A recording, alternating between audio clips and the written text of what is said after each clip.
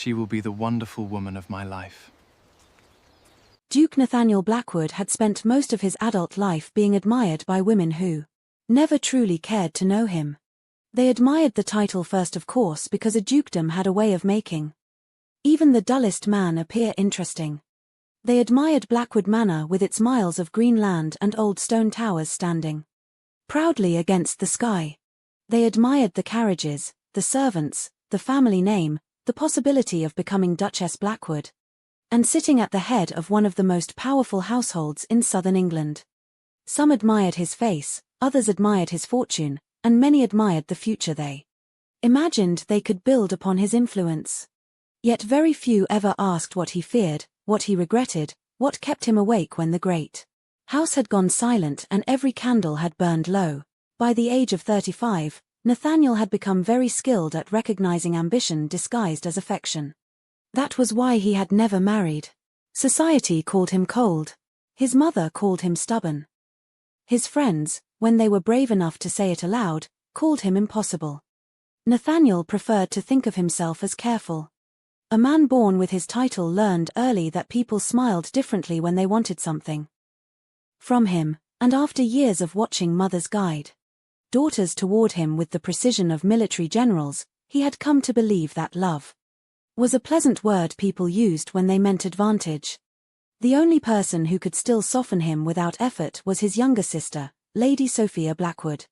Sophia had once been the brightest presence in every room she entered. She was not beautiful in the intimidating way society prized, but warm, lively, and mischievous, with a laugh that made even stern servants smile behind pantry doors. As a child, she had followed Nathaniel everywhere, asking questions about horses, books, politics, clouds, and why adults pretended to enjoy dinners that made them miserable. When their father died, Sophia had been the only member of the family who did not treat Nathaniel like a new duke before treating him like a grieving son. Then 2 winters before the story truly began, illness changed everything. It started as weakness in her legs after a fever. At first, the physicians promised rest would restore her strength, but weeks became months and the girl who had once raced through the gardens began moving slowly with a cane, then not at all without assistance. London society, which adored youth and grace but had little patience for suffering, showed sympathy for a season and then gradually lost interest. Invitations slowed. Friends visited less often.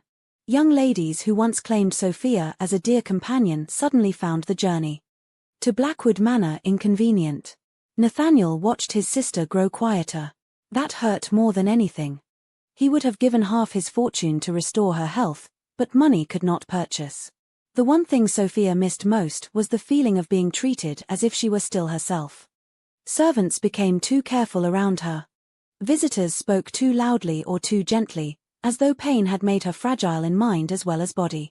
Even their mother, the Dowager Duchess Margaret Blackwood, loved Sophia with a desperation that often became suffocating. Every room was warmed, every chair arranged, every meal supervised, every outing discouraged, in case the weather turned or the roads proved too rough. Sophia endured all of it with patience at first. Then she began to resent the kindness that felt like a cage.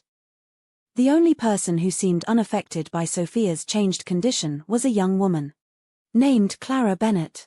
Nathaniel heard the name first during breakfast when Sophia mentioned that Miss Bennett had brought her a book from the village library because she thought the heroine sounded stubborn enough to be tolerable. The comment made Nathaniel look up from his. Sophia had not joked about anything in weeks. Over the following days, the name returned again and again. Clara had read to her in the garden. Clara had argued that Sophia's chair should face the rose beds rather than the house because no one recovers their spirits by staring at windows. Clara had brought honey cakes from her grandmother's kitchen. Clara had laughed when Sophia lost her temper and called the physicians a committee of overdressed geese. Anyone who could make Sophia laugh deserved some measure of appreciation. Yet gratitude soon gave way to suspicion because Clara Bennett was not a lady of standing. She lived with her elderly grandmother near the edge of the village in a cottage that required constant repair and produced more lavender than income. Her father had once been a clerk. Her mother had died when she was young. She possessed no fortune, no connections, and no apparent reason to spend so much time with the sister of a duke unless she hoped that kindness might one day be rewarded. Nathaniel disliked himself for thinking it. He thought it anyway. Experience had taught him to distrust convenient devotion, especially when it appeared around vulnerable members of his family. Sophia was lonely, grateful, and far too eager to believe in the goodness of anyone who treated her normally. Nathaniel would not allow someone to use that loneliness as a ladder into Blackwood Manor. So he decided to observe Clara Bennett himself. Not as the Duke. That would reveal nothing. People changed around titles. Their voices softened, their backs straightened, their smiles brightened with calculation. If Nathaniel wanted to know who Clara truly was, he needed to see how she behaved when she believed no one important was watching. The opportunity came when Mr. Harrow, one of the estate managers, traveled north to inspect a damaged tenant farm. Nathaniel dressed plainly the following afternoon, wearing a dark wool coat, simple boots, and no signet ring.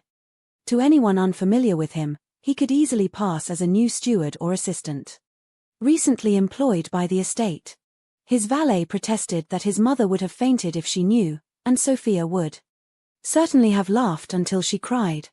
Nathaniel left by the side entrance and walked toward the west garden. He found Clara there before he saw Sophia.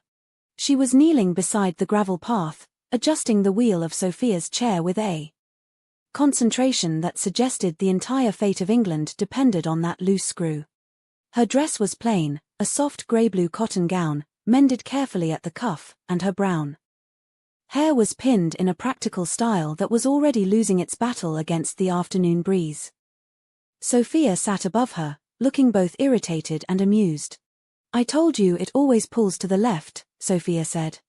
"Yes," Clara replied without looking up, "and I told you complaining about it with great theatrical suffering would not repair it. It is not theatrical if one is truly suffering. It is absolutely theatrical if one sighs toward the sky first." Sophia tried to look offended and failed. Nathaniel stopped beneath the shade of a yew tree, close enough to hear but far enough to remain unnoticed. He expected Clara to grow gentler after teasing Sophia, perhaps remembering she was speaking to a duke's sister. Instead, she tightened the screw, stood, brushed dust from her hands, and gave the chair a testing push. "There," Clara said. "If it still pulls left, I shall blame your personality." The sound struck Nathaniel with such unexpected force that he remained motionless long after the two women began moving toward the rose beds. For the next hour he watched. He told himself it was necessary. He told himself he was protecting Sophia. Yet the longer he observed Clara, the more difficult it became to fit her into the suspicion he had built around her. She did not flatter Sophia. She did not pity her. When Sophia became sharp, Clara did not retreat into wounded silence or rush to soothe her with false sweetness. She simply waited until the anger passed, then continued speaking as if no damage had been done. When Sophia refused to take her shawl despite the cooling air, Clara did not fuss. She placed it across the back of the chair and said nothing until Sophia reached for it herself. 10 minutes later. It was a small thing Nathaniel noticed. Over the following week, he found reasons to be near the gardens, the village road, the schoolroom, and once the kitchens where Clara had stopped to help an elderly maid carry a tray after the woman twisted her wrist. Clara never seemed aware of him beyond a polite nod to a supposed estate employee. She spoke to him once, asking whether the lower path had dried after the rain because Sophia hated the front courtyard and preferred the orchard. When he answered, she thanked him with the same warmth she gave everyone else, then went on her way without any effort to charm him. That should not have mattered. Somehow it did. Nathaniel had known beautiful women. London was filled with them. Women who knew how to tilt their heads beneath chandeliers, how to laugh at the exact moment. A gentleman wished to feel clever, how to turn a dance into a promise without speaking a word. Clara Bennett possessed none of that practiced brilliance. Her beauty was quieter, easier to miss if one only valued perfection. But she had a way of looking directly at people as though she were interested not in their rank or usefulness, but in whether they were tired, lonely, amused, or hiding pain behind manners. She saw Sophia that way. She saw servants that way. She even saw Nathaniel that way, though she did not know who he was. One afternoon, while passing near the servants' courtyard, Nathaniel watched her pause beside old Mr. Ellis, the gardener who had been dismissed by most of the household as half-deaf and entirely too slow. Clara listened to him describe a problem with the greenhouse roof for nearly 15 minutes. Nodding seriously as if he were presenting a matter before Parliament. Later, Nathaniel discovered she had convinced the carpenter to repair it before the next storm. No one thanked her. She did not seem to expect thanks. That unsettled him most of all. By the end of the second week, Nathaniel had stopped telling himself that his interest was purely protective. He still watched Clara with caution, but suspicion had begun to loosen into something far more dangerous. Curiosity first. Admiration next. Then quietly and without his permission, longing. He began looking forward to the sound of her voice in the garden. He began remembering things she said. He began wondering what she would think of a book he had read or a foolish comment someone had made at dinner. Once during a discussion with his mother about an upcoming visit from Lady Cressida Fairborn. An heiress the Dowager Duchess considered suitable, Nathaniel found his mind drifting to Clara laughing with Sophia beside the rose beds. One hand on the chair and sunlight caught in her loosened hair. That was when he knew he was in trouble. The moment that changed everything came on a warm evening at the end of May. Sophia had insisted upon taking tea in the old music room because the windows there opened toward the garden, and Clara had agreed on the condition that Sophia not pretend to enjoy the stale biscuits cook had sent up out of misguided patriotism. Nathaniel, still dressed as the unnamed estate assistant Clara believed him to be, had been delivering a message to the housekeeper. When he heard their voices through the half-open door, he should have continued walking. Instead he stopped. Inside, Sophia's tone had turned unusually thoughtful. "Clara," she said, "if you could marry anyone in England, who would it be?" What an alarming question. A handsome one, if that improves the fantasy. Why would such a man ask me? Then I would hope he had enough sense to know that a title is not the part of a man one must live with. Sophia was silent for a moment. Then she asked more softly, "You truly would not care if a man were a duke?" "I would care whether he was kind when no one praised him for it," Clara replied.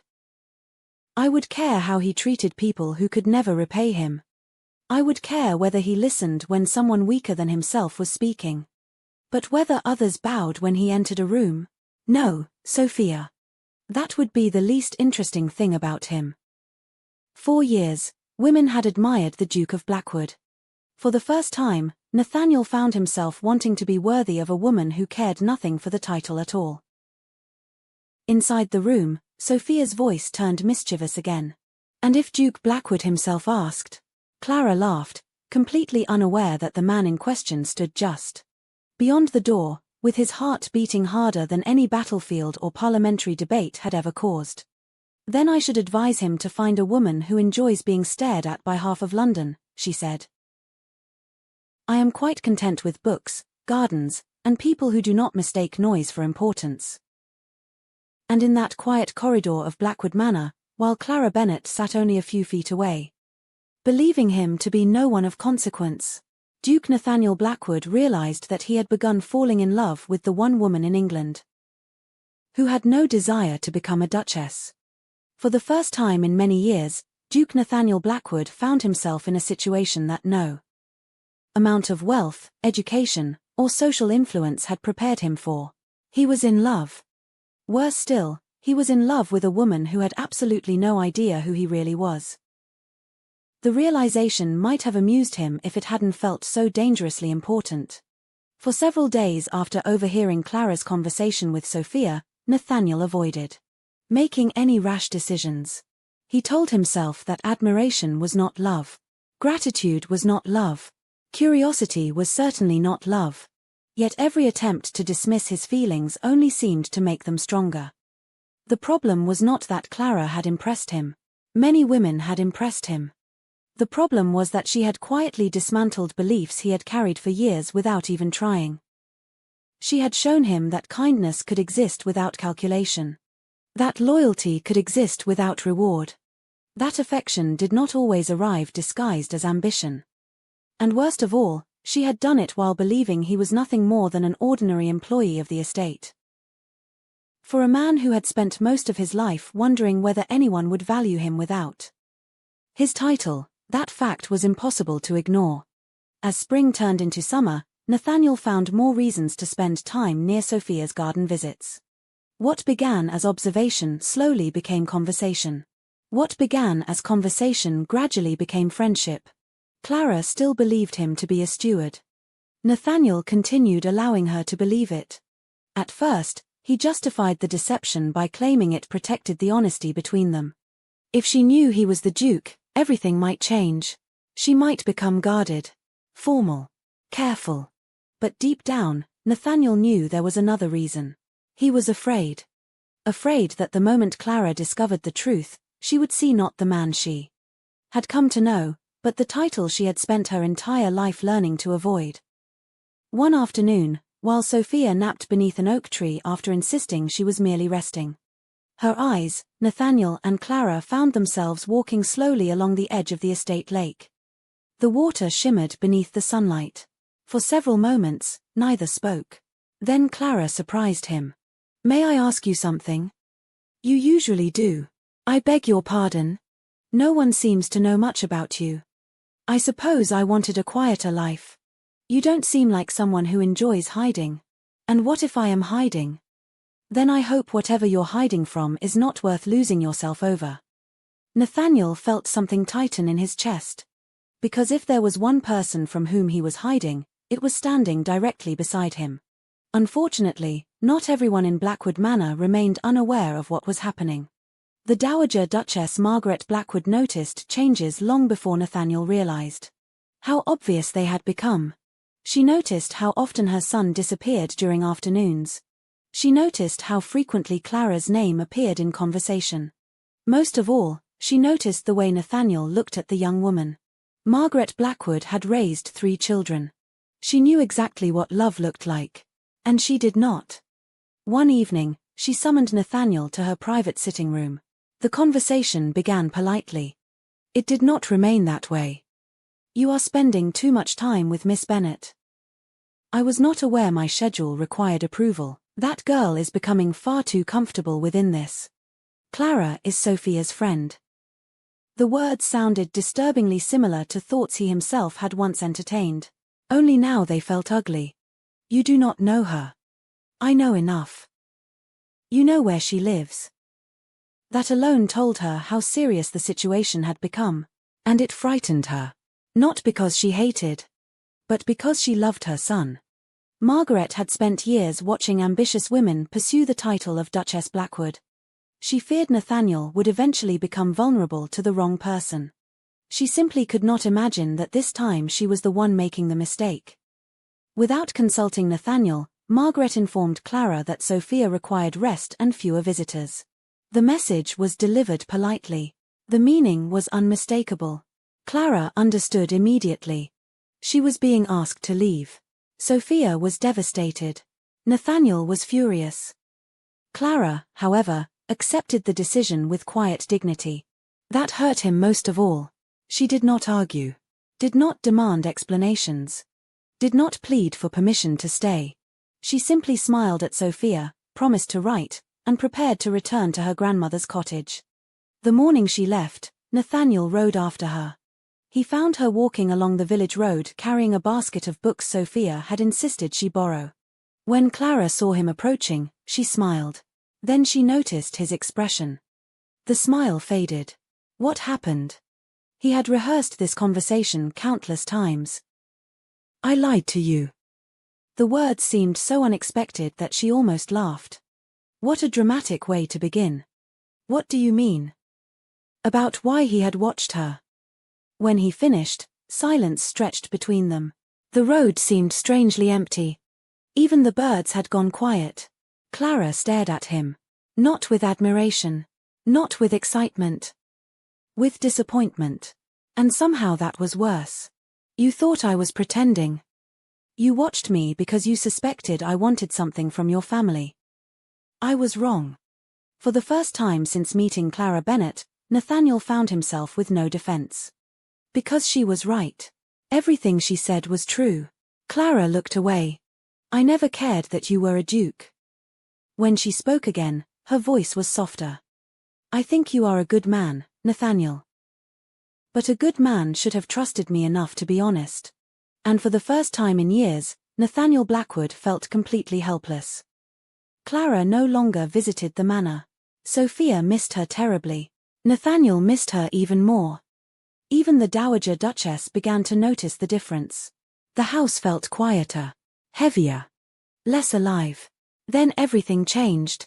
Sophia fell ill. What began as a simple fever quickly worsened. Physicians came and went. Medicine was prescribed. Nothing seemed to help. Sophia refused food, refused visitors, refused conversation. By the end of the second week, even Margaret's composure began to crack. One evening, after another unsuccessful attempt to encourage Sophia to eat, a servant quietly entered the room. Your Grace, Miss Bennet has arrived. Without waiting for permission, she crossed the room and sat beside Sophia. Within minutes, the atmosphere changed. Sophia smiled for the first time in days. Later that evening, she ate half a bowl of soup. The next morning, she asked for breakfast. The day after that, she wanted to sit by the window. Margaret watched all of it, and gradually, something inside her began to shift. Because Clara had every reason to stay away. She had been insulted, distrusted, pushed aside. Yet when Sophia needed her, none of those wounds mattered. She came anyway. Not for Nathaniel. Not for Blackwood Manor, not for a title. For Sophia. Only Sophia. That truth became impossible to ignore. Several weeks later, after Sophia had fully recovered, the Dowager Duchess requested a private meeting with Clara. Nathaniel expected disaster. Instead, he witnessed something he never imagined possible. Margaret Blackwood apologized. Not partially. Not diplomatically. Fully. She admitted her mistake. She admitted her prejudice. And for the first time, she acknowledged the young woman standing before her not as a threat to the family, but as someone worthy of joining it. Clara was too surprised to speak. Margaret smiled faintly. It appears my son inherited his stubbornness from me. The proposal took place 1 month later. Not in a ballroom. Not before London society. Not during a grand celebration. Nathaniel chose the garden where everything had begun. The same paths where Clara had pushed Sophia's chair. The same roses Sophia loved. The same lake where Clara once told him that titles were the least interesting thing about a man. As the evening sun painted the gardens gold, Nathaniel knelt before her. This time there were no disguises. No lies. No misunderstandings. Only honesty. And when Clara finally said yes, Sophia cried so hard that both of them started laughing. Years later, people would remember the wedding of the Duke and Duchess of Blackwood. But Nathaniel remembered something else. The day he disguised himself to test a woman's heart. And discovered that it was his own heart being tested all along.